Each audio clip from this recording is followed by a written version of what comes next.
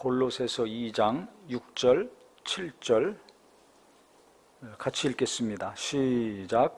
그러므로 너희가 그리스도 예수를 주로 받았으니 그 안에서 행하되 그 안에 뿌리를 박으며 세움을 받아 교훈을 받은 대로 믿음에 굳게 서서 감사함을 넘치게 하라. 아멘.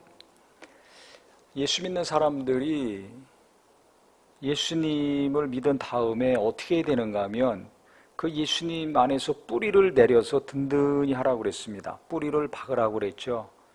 예수 믿으면서도 다른 데 뿌리를 내리려고 하는 사람들이 있습니다. 그러면 믿음이 흔들려요. 심하면 믿음이 뿌리채 뽑히기도 하죠. 그래서 신앙생활을 잘 하려면 예수 그리스도 안에 뿌리를 잘 내려야 됩니다.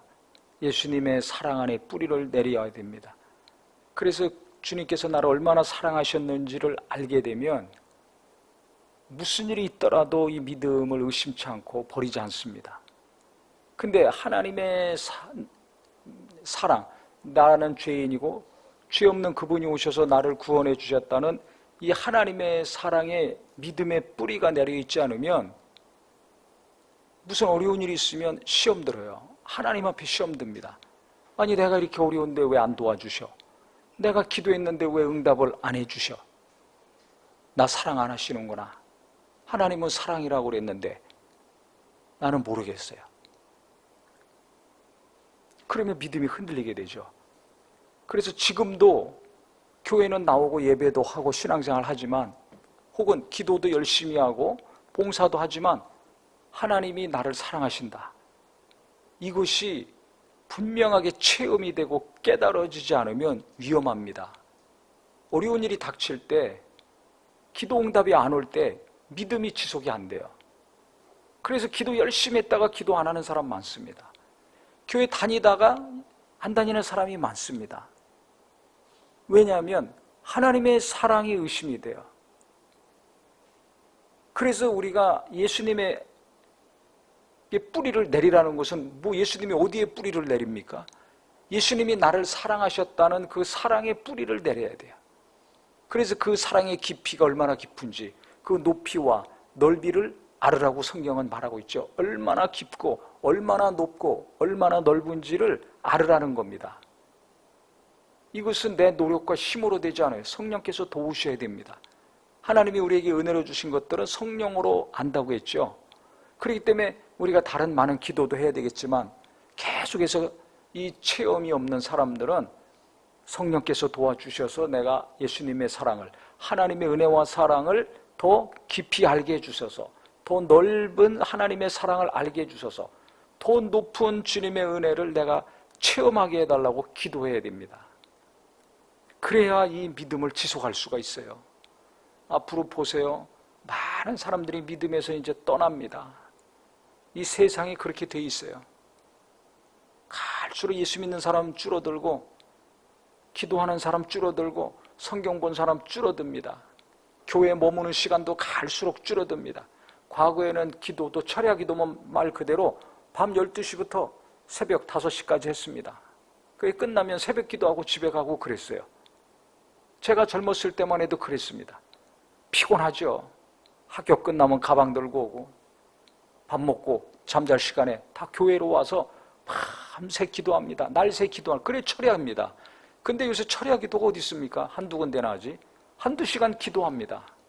그것도 교인들이 얼마나 나옵니까? 어느 교인이든지 한 10분의 1 나옵니까? 거의 기도 안 하고 삽니다. 일주일에 한 번 하는 한두 시간 하는 기도해도 안 나오는데 얼마나 기도를 하겠어요? 거의 안 하고 사는 거죠. 지금 그렇게 돼 있어요. 그 앞으로는 어떻게 될까요? 지금보다 더 기도할까요? 하는 사람은 하지만 그 숫자는 엄청나게 줄을 겁니다. 벌써 20-30년 만에 기도 시간이 이렇게 줄었잖아요. 교회에서도 기도 시간이 줄었어요. 왜? 그렇게 하면 아무도 안 나오니까. 아무도 안 나오니까 줄이고 그래도 많이 안 나와요. 그래서 어디는 아예 기도 없습니다. 찬양 많이 하든지 설교 많이 하든지 기도 시간은 오래 갖지를 않아요. 왜? 교인들이 기도를 못하니까. 훈련이 안 돼가지고. 기도원 없어진 지는 오래됐잖아요. 물 좋고 산 좋은데 기도원이 많았습니다. 그거 다 없어졌습니다. 시간이 갈수록 그렇게 돼 있어요. 앞으로 어떻게 될 것인가 뻔히 보입니다. 그렇기 때문에 우리가 하나님의 사랑에 근거하지 않는 믿음이라면, 내가 지금 당장 어떤 어려움이 있고 고난이 있더라도 주님은 나를 사랑하신다는 것이 흔들리지 않으려면, 하나님 내가 죄인임을 더 깊이 알게 하시고 하나님의 은혜와 사랑을 더 깊이 알게 해주세요. 그 깊이는 한도 끝도 없습니다. 그래서 성경을 읽으면서 깨달아야 될 것은, 아, 내가 죄인이구나. 그 다음에 하나님이 얼마나 나를 사랑하시는가, 이걸 깨달아야 됩니다. 봉사하면서, 예배하면서, 기도하면서, 교제하면서 깨달아야 될 것은 내가 죄인이구나, 이걸 먼저 깨달아야 돼요. 그 다음에 근데 주님이 나를 사랑하시고 용서하셨구나, 이게 그 다음에 와야 됩니다. 왜 계속 어려운 줄 아세요? 첫 번째가 안 돼서 그래요. 사람과의 갈등에서도 내가 죄인이구나, 이걸 깨달아야 되는데 네가 나쁜 놈이야, 네가 죄인이야. 그러니까 이게 해결이 안 되는 거예요. 내가 잘못한 거는 깨닫지를 못하든지 조금이고 다 상대방이 잘못한 걸로 생각합니다. 그러니까 문제가 해결이 안 되잖아요. 내 마음만 아픕니까? 그 사람도 아프고 다 손해보는 거죠. 그러니까 손해 안 보고 평안하게 살려면 내가 죄인이구나, 이걸 깨달아야 됩니다. 성경에서도 그래서 죽게 대하듯이 하라고 그랬잖아요. 사장이건 직원이건 나이 많은 사람이건 젊은 사람이건 월급 받는 사람이건 주는 사람이건 물건을 사는 사람이건 파는 사람이건 죽게 대하듯이 하라는 거예요. 사람들은 다 예수님을 대하듯이 하라는 거예요. 예수님이 대하듯이 장사해 보세요. 잘 될 수밖에 없습니다. 예수님을 대하듯이 경영해 보세요. 그 회사 잘 될 수밖에 없습니다. 근데 죽게 대하듯 안 하거든요. 돈 준 만큼 부려먹으려고 그러고, 돈 받은 만큼만 일하려고 그러고, 돈이 기준이 되니까 이게 안 돼요. 아니면 나한테만 다 맞춰라, 내가 기준이 되니까 안 되는 겁니다. 근데 이거는 모르고 딴 걸로 자꾸 노력해서 뭔가 해결하려고 그러죠. 깨달아야 돼요. 아, 내가 죽게 대하듯 안 했구나. 성경에 얼마나 많이 나옵니까? 잘 아시잖아요. 근데 내가 사람과의 관계에서 왜 이렇게 어려워? 왜 경영이 어려워? 왜 만나면 어렵지? 죽게 대하듯 안 한 거예요. 부부간에도 죽게 대하듯 합니까? 부모 자식 간에, 성도 간에도 죽게 대하듯 합니까? 안 합니다. 다 내가 기준이에요. 그러니까 뭐가 안 되는, 그러면 깨달아야죠. 갈등이 있거나 어려움이 있을 때, 내가 죄인이구나, 이 깨달아야 됩니다. 시편에 깨닫지 못하면 뭐하고 같다고 했습니까? 짐승 같다고 그랬잖아요. 사람이 존귀하나 깨닫지 못하는 자는 짐승과 똑같다고 했습니다. 짐승들은 깨닫지 못해요. 내가 잘못한 게 어디 있어? 내 배만 부르면 되지. 그럼 막 잡아먹잖아요. 야구 강식 아닙니까? 인간은 존귀한 존재인데 왜 짐승같이 살까요? 깨닫지 못하면 그렇다는 겁니다. 첫 번째 깨달아야 될 것은 내가 죄인이라는 걸 깨달아야 돼요. 성경은 인간이 죄인이라는 것을 계속 말하고 있습니다. 그래서 우리가 신앙생활 잘하고 당장 심령이 평안하고 하나님이 도우시는 범사가 되려면은 무슨 일이 있을 때마다 언제 어디서든지 내가 죄인이구나, 이걸 깨닫는 은혜가 있기를 바랍니다. 이게 은혜예요. 뭘 잘 되게 해주셔야 은혜가 아니라 안 될 때 내가 죄인임을 깨닫는 거, 안 될 때 내가 잘못한 거 깨닫는 거, 고통이 따랐을 때 내가 문제가 있다는 걸 깨닫는 것, 이게 은혜입니다. 우리가 예수님 처음 만날 때도 어떻게 그렇게 은혜를 많이 받았습니까? 잘 생각해 보세요. 처음에 깨달은 게 뭐예요? 내가 죄인이구나, 더러운 자구나, 죽을 수밖에 없는 죄인이라는 것을 깨닫고서 회개한 거 아닙니까? 그 다음에 하나님이 이 더러운 자를, 이 죽을 수밖에 없는 자를 구원하셨다는 것, 내 죄를 대신 담당하시고 나를 구원해 주셨다는 것을 성령을 통해서 깨달았기 때문에 눈물 콧물 흘리고 기도하고 회개하고 감사와 기쁨이 충만하지 않았습니까? 처음 주님을 만날 때나 오래 신앙생활하면서 믿음이 성장할 때나 똑같습니다. 깨달아야 돼요. 깨닫는 게 그래서 은혜입니다. 죄인임을 깨닫는 게 은혜 중에 은혜입니다. 그 다음에 하나님의 은혜와 사랑을 깨닫게 됩니다.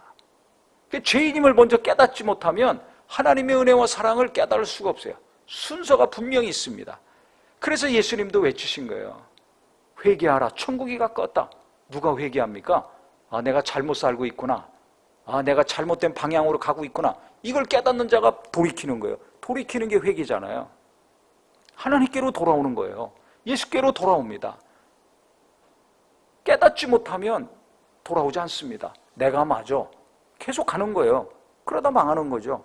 한번 넘어져서 어려움을 겪었으면 빨리 돌아와야 되는데 그때도 못 깨달아. 그러면 깨지고 자꾸 무너지는 겁니다. 그래서 우리는 주님, 내가 죄인임을 갈수록 알게 해주시옵소서.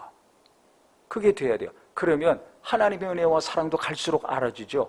그때 믿음이 깊어지는 거예요. 그때 믿음이 온전해지고 견고해집니다. 그리고 오래 신앙생활을 했는데도 왜 믿음이 견고하지 않을까? 원인은 이 두 가지를 못 깨달아서 그렇습니다. 왜 하나님의 은혜와 사랑을 더 깊이 알지 못할까? 죄에 대한 깊은 각성이 없어서 그래요. 저 사람이 죄인이야. 이 사람은 나쁜 짓 했어. 저 사람은 교만해.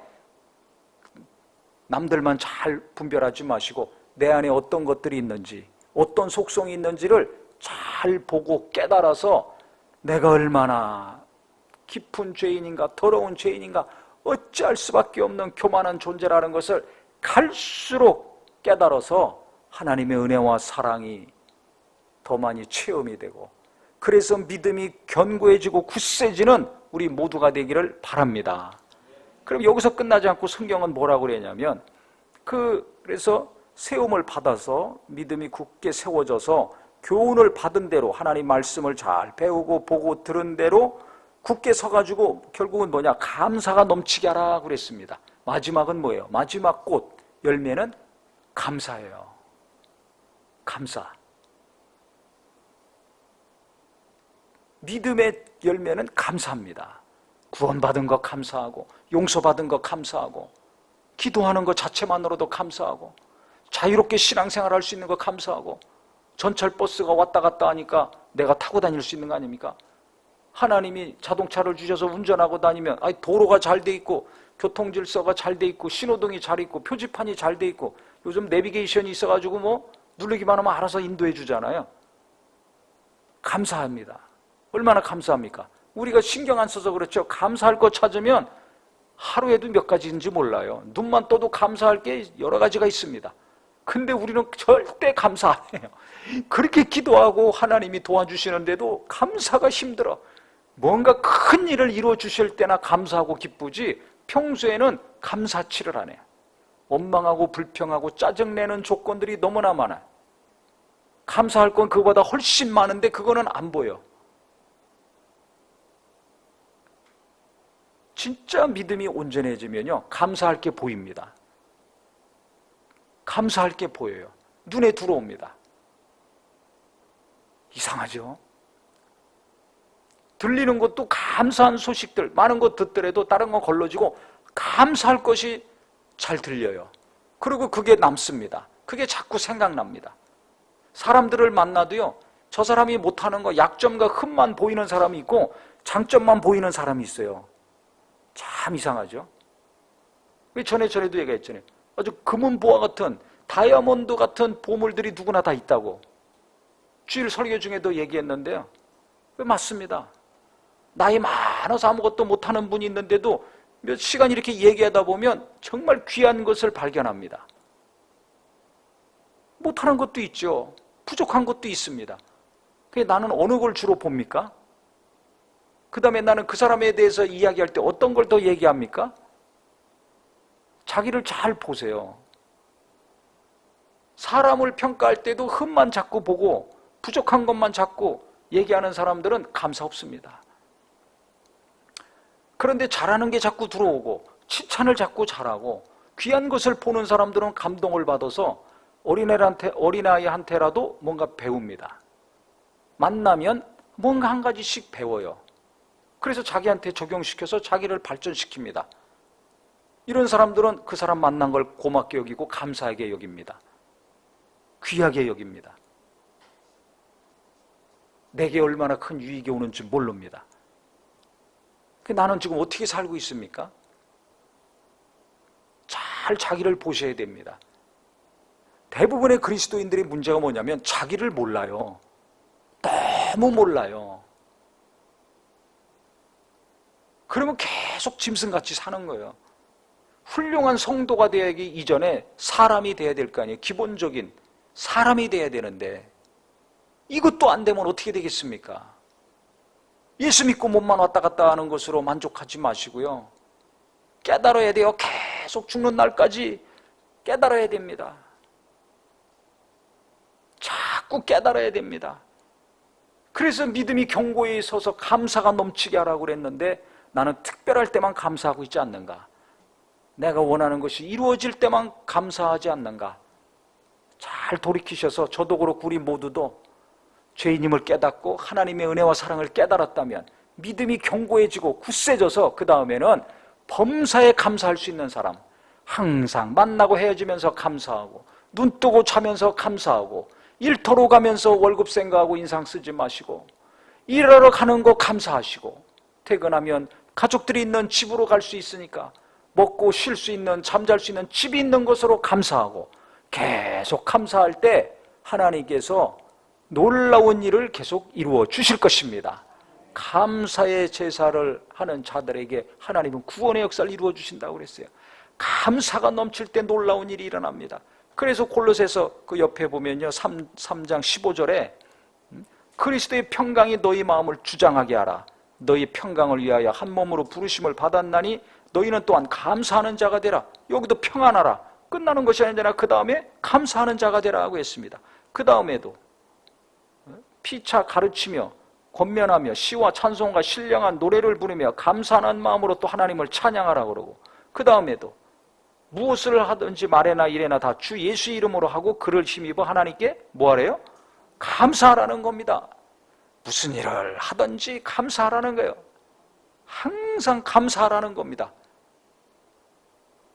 그래서 우리는 정말 믿음이 잘 자라셔가지고 어디 있든지 간에 무슨 일이 있든지 간에 누구를 만나든지 간에 감사가 입에서 나오고 마음에서 고마운 마음이 우러나는 복된 자가 되기를 예수 이름으로 축원합니다. 하나님이 특별하게 여기실 것입니다. 귀한 일들을 우리에게 베풀어 주실 것입니다. 이것이 소망과 믿음이 되기를 예수님의 이름으로 축복합니다. 기도하겠습니다.